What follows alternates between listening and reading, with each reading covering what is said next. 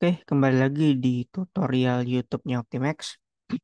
Jadi pada tutorial kali ini yaitu tutorial Introduction to Fluent episode terakhir yaitu episode 3. Buat teman-teman yang belum nonton dua episode sebelumnya, nanti akan saya include-kan di description box di bawah. Dan pada tutorial terakhir kali ini adalah kita akan belajar bagaimana mensimulasikan kalau ada domain solid di simulasi kita. Jadi nanti ada domain fluid sama ada domain solid. Nah, konteksnya adalah kita mengincludekan domain solid pada simulasi kita, yaitu untuk mengetahui temperatur si solid tersebut. Nah, jadi di konteks simulasi kita adalah kita ingin melihat temperatur kerja dari CPU atau prosesor kita. Itu ini bisa dilihat di layar. Jadi ini ada casing, ini casing. Nah, di dalam casing itu terdapat motherboard atau board elektronik. Di sini boardnya sebesar ini. Ini cuman buat contoh aja. Aslinya di dalam motherboard kan ada banyak komponen elektronik ya. Kayak misalnya transistor gitu. Ada kapasitor, ada resistor. Dimana nanti setiap komponen kecil-kecil tersebut juga akan menyumbangsi terhadap heat generation. Dan meskipun nilainya ya tidak terlalu besar, tapi karena jumlahnya banyak, jadi uh, dia juga kalau di total-total ya lumayan juga gitu nyumbangsinya. Cuman dalam tutorial kali ini saya akan memfokuskan ke komponen yang memiliki heat generation yang paling besar, yaitu CPU. Nah, di tengah motherboard ini, di motherboard ini yang panjang ini nih, nah CPU-nya tuh yang ini, yang warna hmm, warna ini ya, merah muda ini ya, ini CPU-nya. Dan di atas CPU-nya ini itu terdapat heatsink namanya. Jadi tuh heatsink ini sebuah alat pendingin pasif, fungsinya untuk mengalirkan panas dari CPU. Nanti panas akan mengalir secara konduksi dari bawah ke atas. Terus dia akan menuju sirip-sirip ini nih, ini namanya sirip atau fin kita nyebutnya. Dan dia akan terbuang ke udara melalui konveksi. Nah, kalau buat yang pernah belajar perpindahan panas, ada dua macam mode konveksi, yaitu natural convection sama forced convection.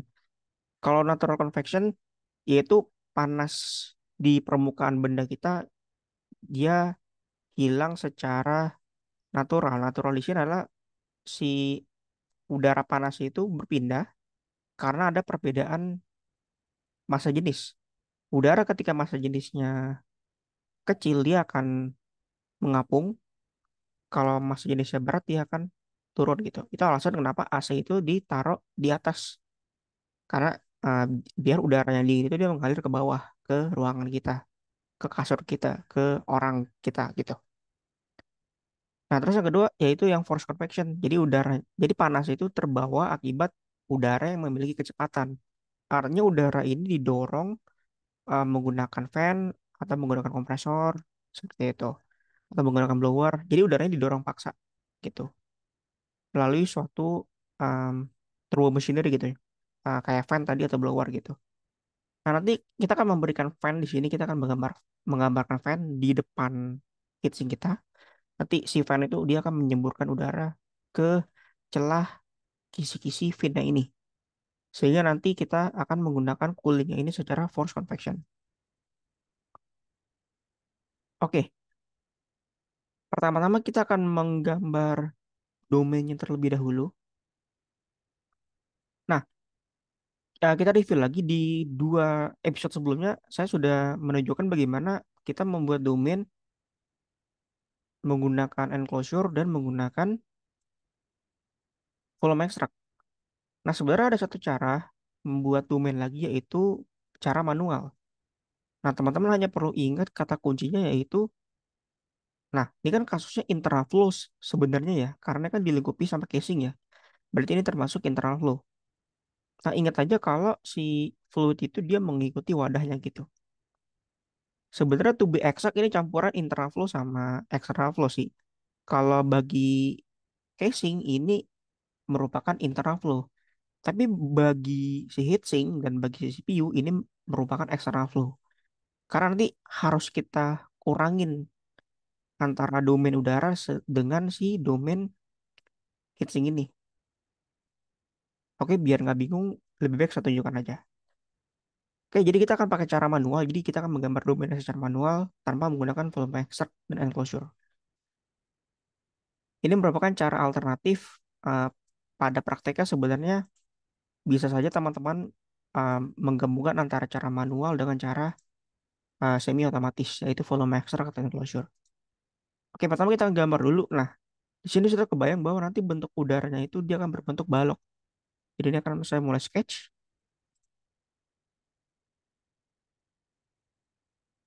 Lalu ini akan saya gambar rectangle. Pastikan dia sampai di sini. Terus klik and sketch. Nah, kita akan extrude atau kalau bahasanya space clamp itu kita pull dari sini, dari ujung kiri menuju ujung kanan. Nah, jadi kalau di space clamp kalau sehabis sketch maka dia akan memasuki mode pull namanya.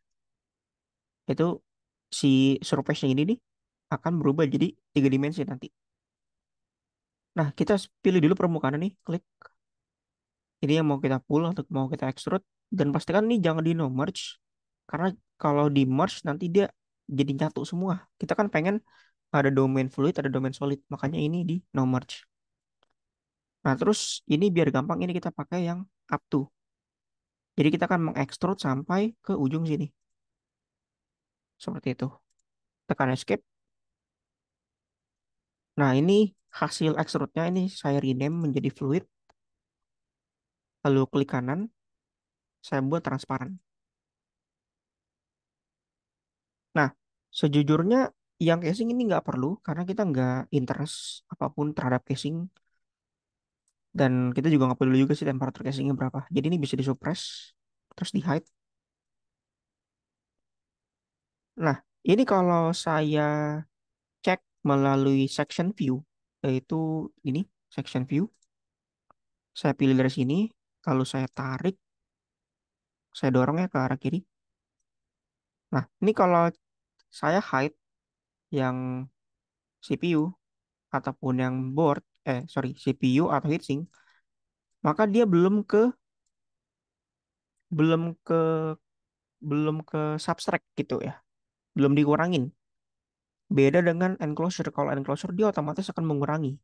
Atau dengan kata lain dia langsung melingkupi gitu. Ini kan kalau saya hide, nah dia kan tidak hollow ya. Harusnya ini kan hollow gitu. Harusnya ini void ketika di hide. Nah, cara membuat void itu teman-teman bisa menggunakan fitur combine. Nah, jadi combine itu bisa buat menggabungkan antara dua solid, bisa juga dia untuk mengurangi. Nah, kalau mengurangi itu cara kerja seperti ini. Klik combine, pilih body utamanya itu fluid. Jadi apa yang ingin dikurangin, terus pengurangnya itu siapa? Pengurangnya itu ya heatsink yang ini. Terus nanti ada muncul dua solid nih ya. Ini teman-teman buang aja yang di luar ini. Jadi ini langkah terakhir itu untuk delete. Jadi ini delete aja. Terus teman-teman lakukan hal yang sama terhadap yang CPU. Pilih body yang ingin dikurangin, yaitu fluid. Pilih yang pengurangnya siapa? Yang pengurangnya itu CPU. Klik sini. Terus pilih yang ini. Ini region remove, ini buang satu. Terus tekan escape. Nah, sekarang coba teman-teman hide CPU sama heatsink. Nah, dia jadi hollow. Nah, berarti domain kita sudah benar kalau gini. Karena yang tengah itu mesti hollow. Makanya kita melakukan operasi combine di sini. Seperti itu. Nah, untuk yang board ini nggak usah diapa-apain karena em, ini kan nggak dilingkupin sama fluid ya. Jadi nggak usah. Oke, selanjutnya. Oh ya, ini saya save as dulu. Saya akan save as menjadi nama baru. Jadi ini saya kasih nama baru ya. Jadi belakang saya kasih keterangan domain.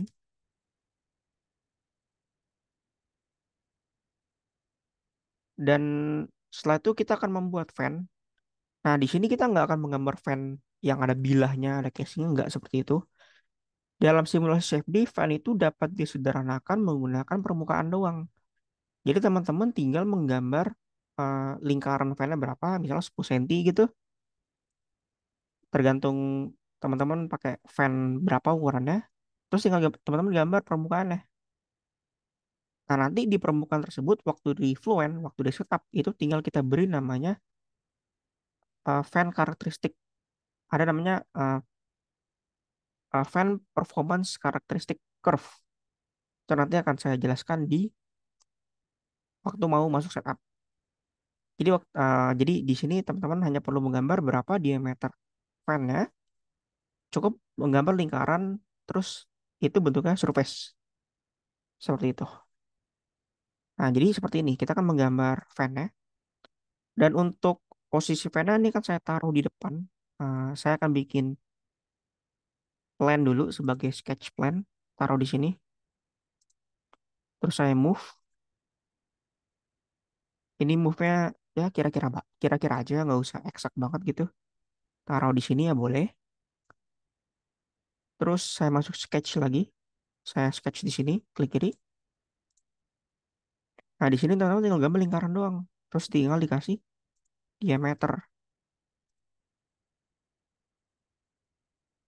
Misalnya 10 cm gitu ya. Seperti itu. Terus misalnya ini naikin dikit gitu ya. Nah, seperti itu. Terus tinggal di end sketch. Nah, ini permukaan ini saya ini menjadi fan. Nah, nanti permukaan ini dia akan bertindak sebagai interior. Nah, kalau di CFD itu terdapat dua jenis. Salah satunya ya ada kalau kita ngomongin namanya boundary cell, yang teman-teman bisa belajar sendiri apa itu boundary cell. Itu ada wall sama ada interior. Nah, bedanya adalah kalau wall, ini saya gambar ya. Ini wall, yang ini interior. Kalau wall, kalau ada fluida mengalir, ini lingkarannya ya. Ini si fan-nya ya. Ini fan sebagai wall, ini fan sebagai interior. Bedanya apa sih? Nah, kalau wall, kalau nanti waktu di setup ini statusnya itu wall, ketika ada udara mengalir seperti ini, dia tuh nggak bisa ngalir, dia akan nabrak di sini. Nanti di sini teman-teman akan menemukan stagnation pressure di sini. Di sini pasti tekanan tinggi gitu. Sama seperti pertemuan kedua kemarin, episode kedua kemarin. Tapi kalau interior ketika ada fluida mengalir di sini, dia akan ditembuskan, akan diteruskan seperti itu. Nah, cuman bedanya adalah kalau interior fan nanti di sini dia akan menciptakan perbedaan tekanan. Nanti di sini fluidanya itu akan didorong karena ada perbedaan tekanan di sini. Di sini ada delta P nanti. Sehingga nanti udara bisa ngalir dari kiri ke kanan. Seperti itu.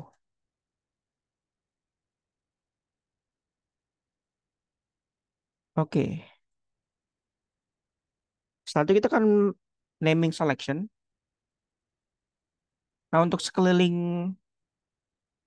casingnya ini akan saya berikan sebagai namanya convection karena uh, ini kan sebenarnya nggak adiabatik ya.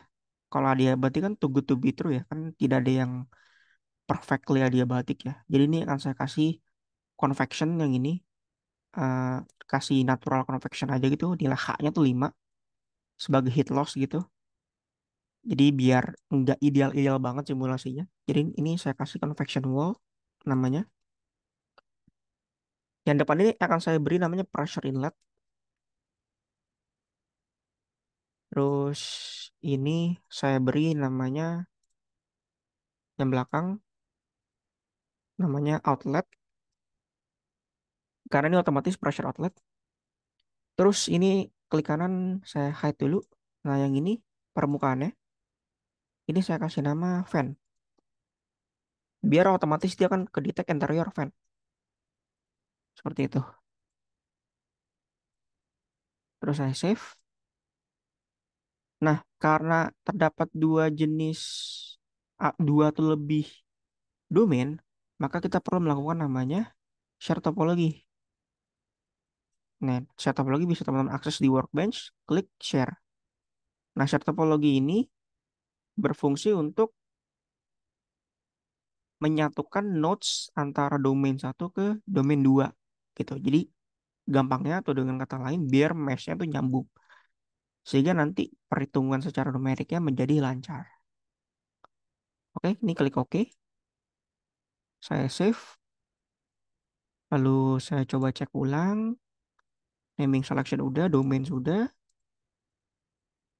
Dan oke, we good to go. Dan seperti biasa, seperti episode sebelumnya, ini saya ekspor menjadi PMDB. Saya taruh di folder ini. Ini saya beri nama seperti ini. Save. Lalu ini saya copy direktorinya. Saya akan launch Fluent sebagai standalone.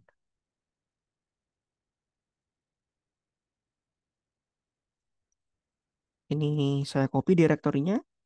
Jadi kita akan menyimpan hasil simulasinya di direktori ini. Lalu saya pilih meshing. Dan ini untuk student ya, ini saya masukkan 4 ya. Kan studentnya maksimal jumlah core 4. Lalu, oke, itu klik start.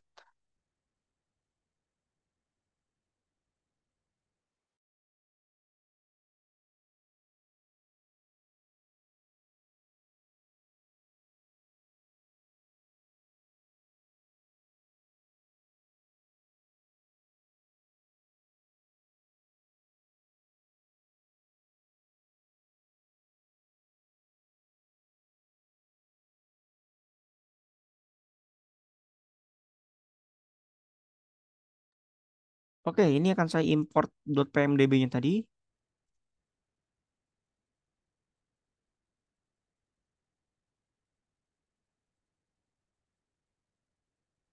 Untuk kasus ini nggak perlu pakai local sizing. Eh, ya, tidak perlu terlalu serius. Tapi teman-teman kalau mau pakai local sizing ya boleh aja. Klik update. Nah, ini untuk surface space ini saya buletin aja angkanya biar enak aja. Ini 0,9, ini 25.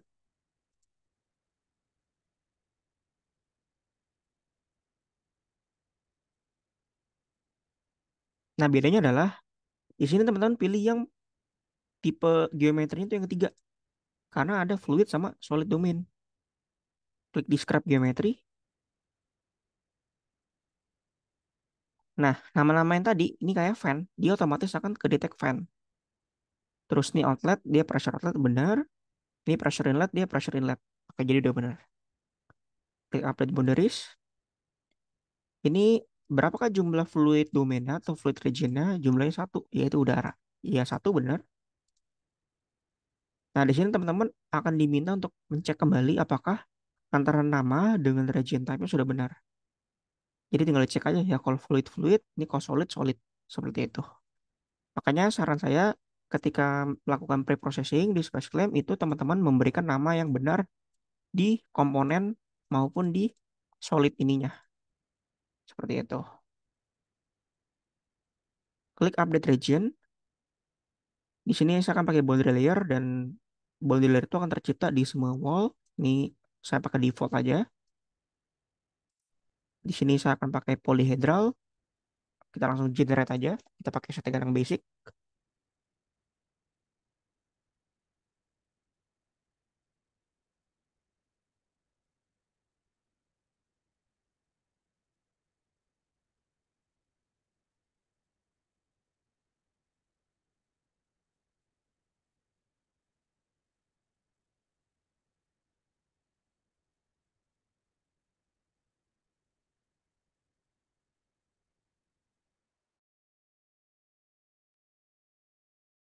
Oke, maka kalau di saya akan tercipta 160.000 sel.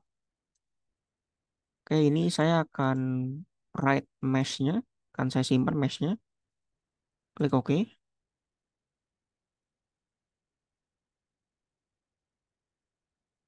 Selanjutnya kita akan setup, yaitu switch to solution.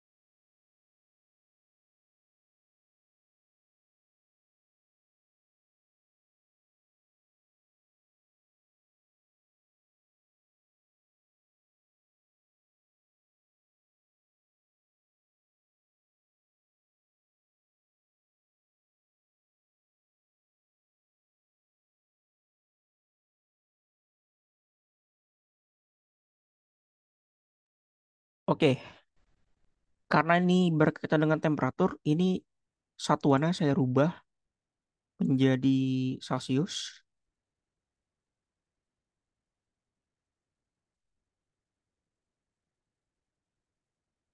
Lalu untuk di model, saya hanya perlu mengaktifkan energi karena ada perpindahan panas. Nah, sekarang kita cek material. Nah, di sini kita punya heatsink, ada CPU, ada motherboard. Berarti ada tiga material yang perlu kita tambahkan. Nah, di sini saya udah siapkan. Nah, ini. Jadi untuk motherboard ini properti materialnya. Teman-teman sebenarnya bisa Google. Saya rasa informasi mengenai electronic boards itu sudah banyak di Google. Ini sudah saya carikan.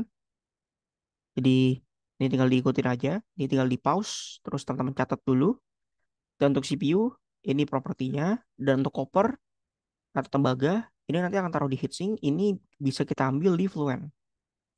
Jadi kalau tembaga, double klik solid, teman-teman bisa ambil di sini. Di Fluent Database, material type-nya ganti ke solid, ganti copper. Klik copy, close. Nah, nanti dia akan transfer copper. Nah, ini akan saya rename menjadi CPU. Ini saya hapus, lalu tinggal diikutin aja.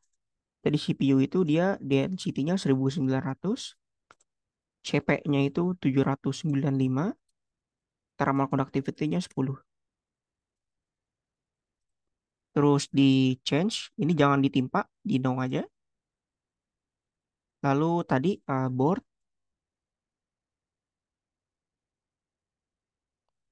yang board itu yang ini FR4, ini 1250, terus ini 1300, ini 0,35. Bentar ya. Maka nanti di sini akan ada 4.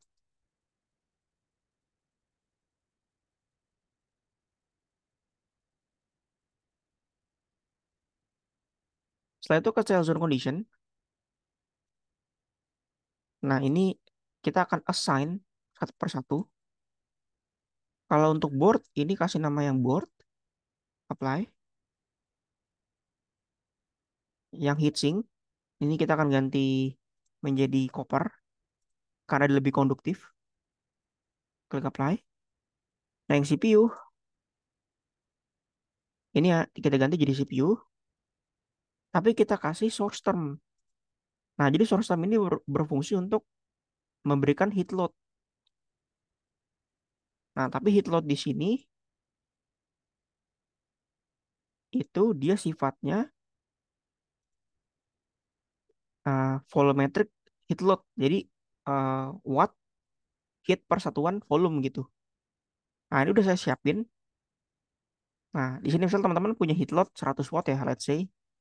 Terus teman-teman tinggal hitung aja berapa volume CPU teman-teman. Terus tinggal 100 dibagi volumenya. Lalu didapatkan nilai ini. Nah, ini yang teman-teman masukin. Jadi jangan lupa dibagi sama volumenya ya. Karena Fluent itu dia pakai volumetric heat load. Jadi ada per satuan volume. Seperti itu. Nah, teman-teman tinggal di paste aja ya nilai ini. Klik OK. Klik apply. Close. Oh iya, satu lagi ada yang kurang. Yang udara. Karena di sini ada perubahan temperatur ya. Dan udara itu kan sensitif sekali sama perubahan temperatur. Jadi sebenarnya properti udara ini nggak bisa kita bilang konstan. Karena kalau konstan nanti akan terjadi ketidakakuratan. Nah, maka dari itu teman-teman harus diganti. Nah, di sini kita akan memakai incompressible ideal gas. Kenapa pakai incompressible? Karena pada kasus kita perubahan tekanannya itu tidak signifikan sehingga udaranya itu masih bersifat incompressible. Nah, kapan pakai ideal gas? Nah, biasa ideal gas itu ketika kecepatan udaranya itu sudah memasuki supersonic ataupun transonic gitu. Misal teman-teman ingin mensimulasikan pesawat ketika take off. Ya, pesawat ketika take off itu nanti akan terjadi namanya local supersonic flow. Dan itu harus pakai ideal gas. Seperti itu. Di change slash create. Habis itu ke boundary condition. Nah, untuk pressure inlet sebenarnya ini dia defaultnya pasti nol, itu terbuka dengan atmosfer ya, jadi 1 atm. Dan ini suhu ruangan. Nah, yang perlu kita edit itu yang fan. Nah, di sini kita akan memasukkan namanya fan performance curve. Nah, jadi apa itu fan performance curve? Nah, jadi ini dia fan performance curve. Deep fan performance curve itu hanya bisa didapatkan dengan cara eksperimen. Mau nggak mau. Jadi kita mencari hubungan antara static pressure dengan flow rate fan-nya. Jadi ketika uh, fan-nya tuh punya flow rate sekian, berapa sih perbedaan tekanannya atau berapa sih daya hisap fan-nya? Nah, daya hisap fan-nya itu ya kita kuantifikasikan menggunakan static pressure seperti ini. Nah, kalau di Fluent itu kita nggak pakai debit. Ini kan pakai debit ya. CFM itu tuh cubic feet per minute. Tapi kalau di Fluent itu harus per velocity. Jadi nanti debitnya itu harus dibagi dengan luas fan-nya sehingga menjadi velocity. Nah, di sini ada 8 koefisien. Jadi kalau koefisien yang pertama ini kalau saya rubah itu dia sifatnya konstan nanti. Nah, dia konstan tuh. Tapi ini kalau saya tambah satu, nah dia akan jadi linear. Tuh, ini kan linear ya. Berarti kan ini secara matematik ini tuh persamaannya Y sama dengan AX plus B. Ya dong, ini kan linear ya. Nah, jadi bisa dibilang nih koefisien satu ini tuh B, yang dua ini tuh A gitu. Jadi ini tuh untuk X pangkat 0, ini untuk X pangkat 1. Nah, itu tuh untuk X pangkat 2. Nah, ini kalau saya aktifkan, ini saya kasih tuh. Nah, jadi polinomial. Jadi nanti ini ditambah, ini jadi bertambah. Jadi misalnya CX kuadrat. Nah, ini kalau ditambah lagi berarti jadi D X pangkat 3. Nah, jadi caranya adalah teman-teman eh, eksperimen tuh di lab ya. Misalnya teman-teman eksperimen di lab, bisa buka Excel. Nanti kan dapat tuh ini flow rate, ini flow rate. Misalnya ini misal aja ya, ini 1, 2, 3, 4, 5. Tapi misal tekanan ini eh, 6, 7, 8, 9, 10 gitu ya. Ini misalnya static pressure. Nah, ini teman-teman harus em, ini lagi nih. Ini dikonversikan dulu jadi kecepatan. Nah, ini jadi kecepatan nih, jadi velocity. Misalnya jadi seperti ini misalnya ya. Nah, nanti ini teman-teman menggunakan namanya curve fitting nih. Kayak gini. Ini linear ya. Iya sih, ini linear. Ini saya buatnya linear kebetulan. Nah, terus habis itu ini saya ini dulu. Nah, nanti ini teman-teman di Excel tinggal pakai trend line. Terus tinggal di show aja ya trend line-nya. Display equation on chart nya. Nah, berarti nanti teman-teman masukin berarti Y-nya 5. Kok Y-nya 5?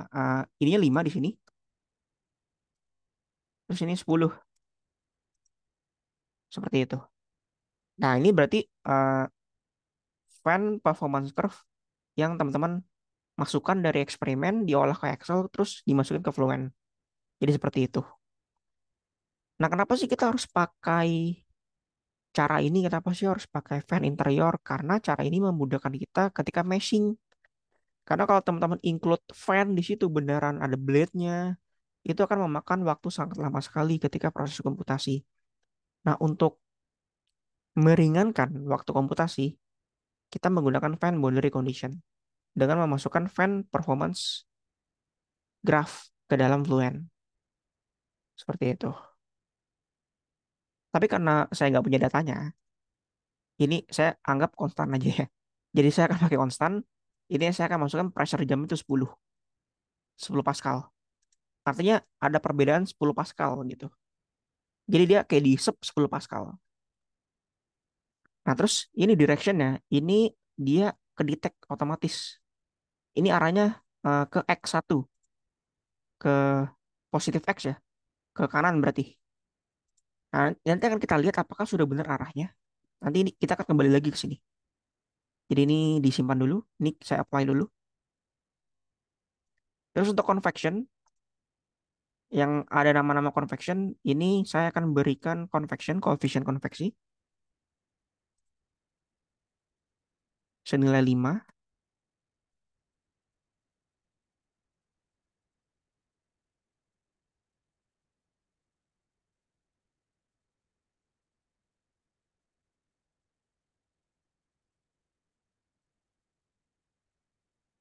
Oke, terus abis itu langkah selanjutnya kita akan memonitor temperatur CPU menggunakan report definition. Klik kanan, new, volume report, kita pakai volume average. Ini saya masukin temperatur CPU. Ganti variabel ke temperatur, klik CPU, klik OK. Lalu misal teman-teman juga mau pengen temperatur heatsink, boleh juga. Temperatur heatsink.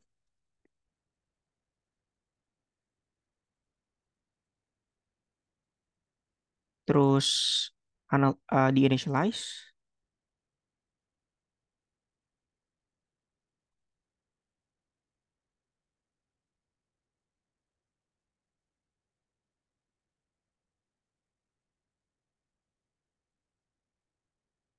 Terus, nah, kita cek dulu nih, bener nggak tuh arah fan-nya beneran ke kanan atau ke positif X.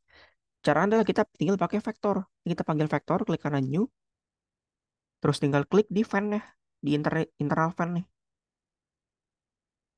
Nah, ini scale-nya dimainin aja. Kalau kurang gede ya gedein aja sampai kelihatan. Nah, ini kalau masih belum yakin, nih teman-teman bisa draw mesh. Tinggal munculkan aja nih di wall. Nggak kelihatan deh. Sorry, ini saya giniin. Oh, ini convection nggak usah. Nah, arahnya udah bener ya. Dia menuju heatsink. Jadi gitu cara ngeceknya. Terus misalnya eh, kalau kalau ternyata pas kita cek kayak gini arahnya kebalik gimana tuh? Nah, gampang aja. Yang fan-nya tinggal di reverse aja. Terus di apply, terus di initialize lagi, terus dicek lagi nih menggunakan vektor. Seperti itu. Oke, ini saya write case and data dulu. Lalu akan kita hitung. Coba kita berikan 100 iterasi pertama dulu.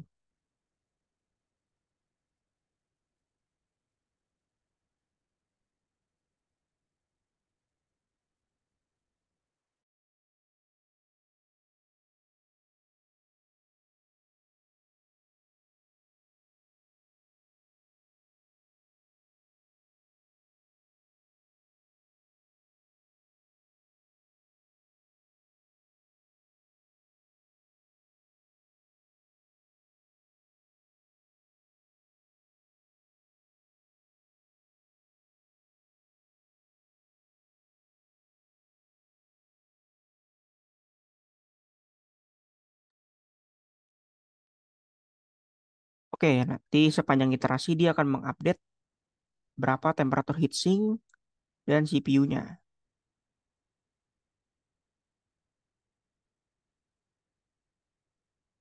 Nah, ini kita tinggal tunggu aja dia sampai benar-benar konvergen atau datar.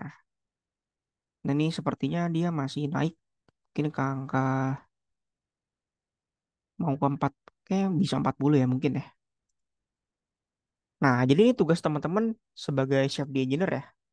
Yaitu untuk memastikan bahwa teman-teman sudah memilih spesifikasi fan yang tepat.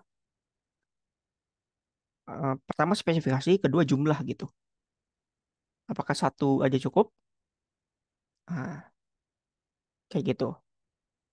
Nah, nanti teman-teman tinggal bandingkan aja nih hasil simulasi dengan berapakah maksimum allowable temperatur atau berapakah maksimum temperatur yang diizinkan agar si CPU ini tidak rusak gitu ya, agar tidak overheat gitu. Nah, ini masih naik. Sebenarnya untuk eksplorasi ini banyak ya, selain dari fan, dari heatsink juga bisa, teman-teman bisa merubah desain heatsinknya kayak gitu.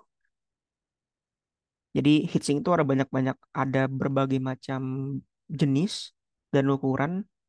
Jadi teman-teman bisa mainin misalnya tinggi heatsink atau banyaknya fin. Jadi berapa banyak sayap, oh sayap ya, banyaknya sirip, sorry. Jadi teman-teman bisa eksplorasi desain ini siripnya diperbanyak gitu, kayak gitu. Panjang pendeknya gitu. Jadi ada banyak eksplorasi desain.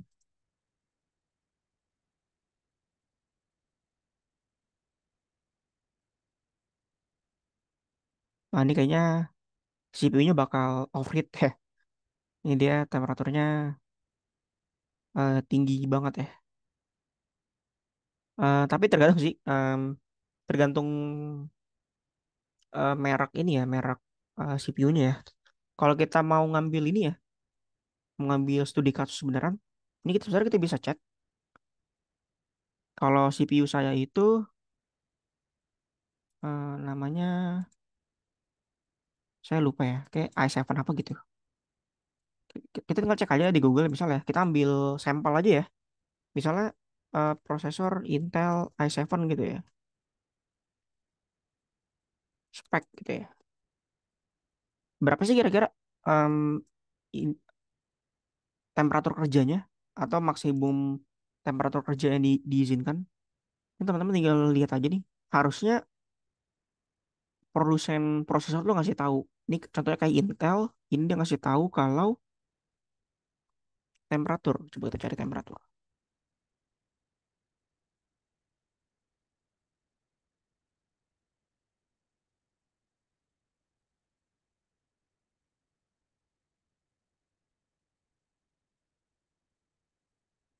Nah, ini ada nih spesifik spesifikasi paketnya ada T-junction. Nah, ini dia. Ini definisi T-junction ya menurut Intel ya. Suhu maksimum yang diizinkan 100.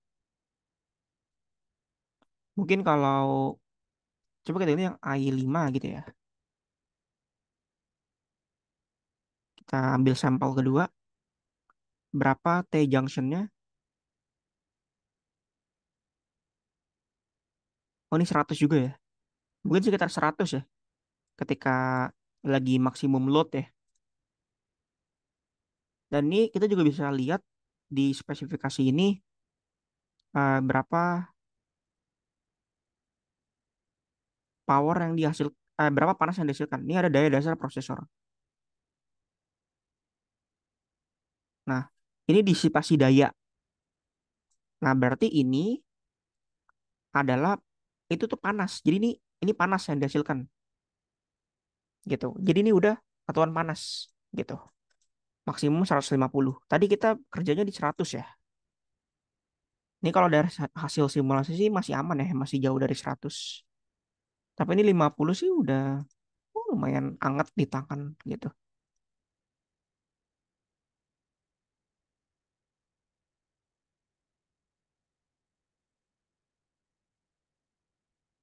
Mungkin ketika konvergen mungkin di sekitar angka 60 atau 70.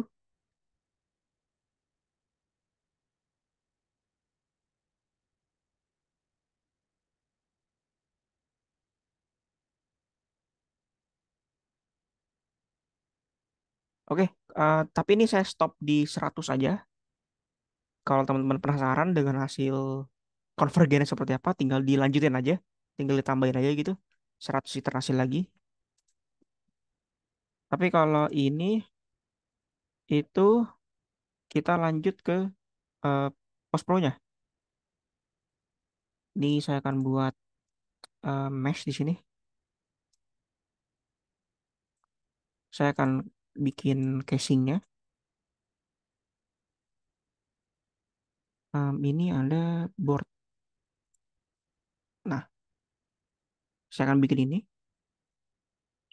Terus saya akan bikin plane di tengah. Ini kira-kira tengah di sini. Oke. Terus saya akan buat kontur, kontur temperatur di plane-nya. Nah, seperti ini. Terus saya akan pakai scene untuk menggabungkan semuanya antara mesh dengan kontur. Ini saya buat transparan. Nah, seperti itu. Oh, sorry. Ini meshnya kurang ya. Ini saya tambahin ini deh. Nah, ini saya display lagi. Nah, seperti itu. Ini kalau terlalu transparan bisa dikurangin. Nah, seperti itu. Atau bisa juga kita menggambar streamline velocity, tapi taruh di fan.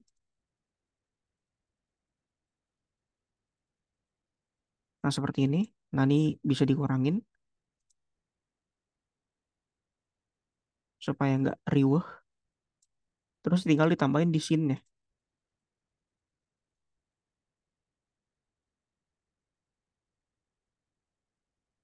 Nah, seperti itu. Atau bisa juga pakai vektor. Misalnya saya ingin buat vektor tapi di plane vertikal, di XY. Misalnya taruh di tengah sini. Saya buat vektor baru aja lagi. Taruh di plane yang kedua.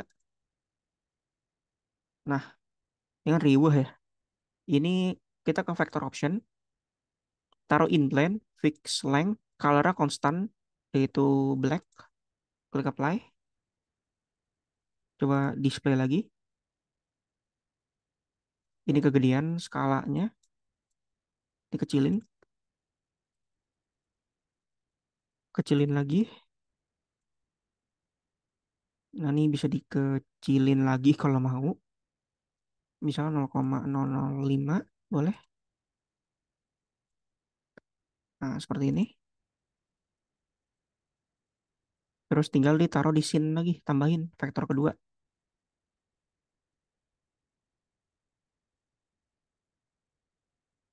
Nah, kayak gitu. Nah, jadi teman-teman bisa kreasikan gimana post processing yang enak lah dilihat untuk dipresentasikan. Seperti itu. Nanti kalau mau tahu nilainya ini tinggal di print aja, klik kanan compute, maka nanti akan ada di bawah. Oke, jadi sekian tutorial Fluent Introduction part terakhir episode 3. Kalau ada pertanyaan silahkan tanya di kolom komentar di bawah. Sampai jumpa di tutorial berikutnya.